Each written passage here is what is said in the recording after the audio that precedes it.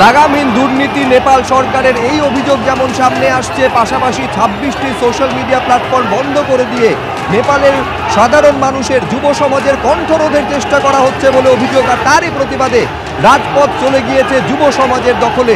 সংসদ ভবন ভেঙে ভেতরে ঢোকার চেষ্টা করেন, গেট ভেঙে ভেতরে ঢোকার চেষ্টা করেন বিক্ষোভকারীরা, আর তখনই গুলি চালায় পুলিশ।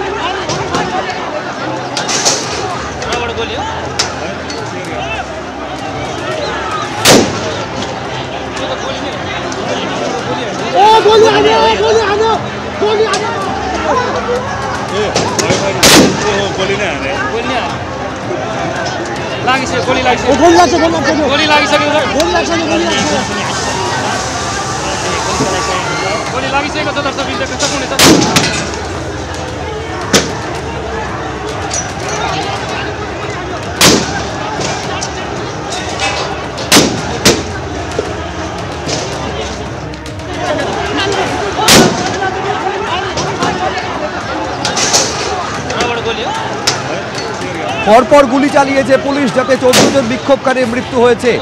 জোড়া প্রতিবাদ, একদিকে হচ্ছে দুর্নীতির অভিযোগ, কেপি শর্মা ওলি নেপালের প্রধানমন্ত্রী, তার বিরুদ্ধে, তার সরকারের বিরুদ্ধে দুর্নীতির অভিযোগ, যার প্রতিবাদে রাস্তায় নেমেছে যুব সমাজ। এবং 26টি প্ল্যাটফর্মকে, সোশ্যাল মিডিয়া প্ল্যাটফর্মকে নিষিদ্ধ ঘোষণা করা হয়েছে নেপাল সরকারের তরফে। কণ্ঠ রোধ করার চেষ্টা করছে নেপাল সরকার, এই অভিযোগকে সামনে রেখে এই রকম একটা বিক্ষোভের ছবি দেখা গিয়েছে।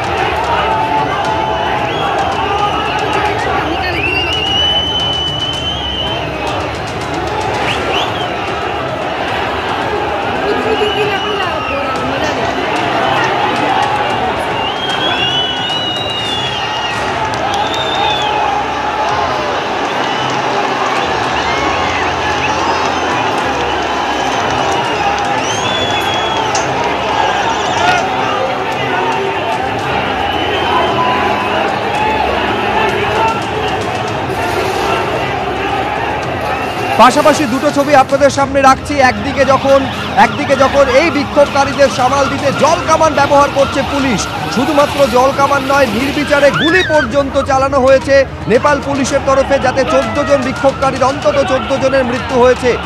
কাঁদানে গ্যাসের শেল ফাটাচ্ছে পরপর পুলিশ। মূলত যেটা অভিযোগ সরকারের বিরুদ্ধে, নেপালের ক্ষমতাসীন সরকার দুর্নীতিতে নিমজ্জিত, তার প্রতিবাদ যেমন রয়েছে।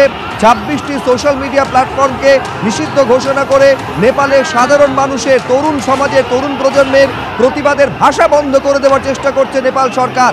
তার প্রতিবাদে নেপালের রাজপথ, রাজধানী কাঠমান্ডুর রাজপথ এই মুহূর্তে চলে গিয়েছে যুব সমাজের দখলে।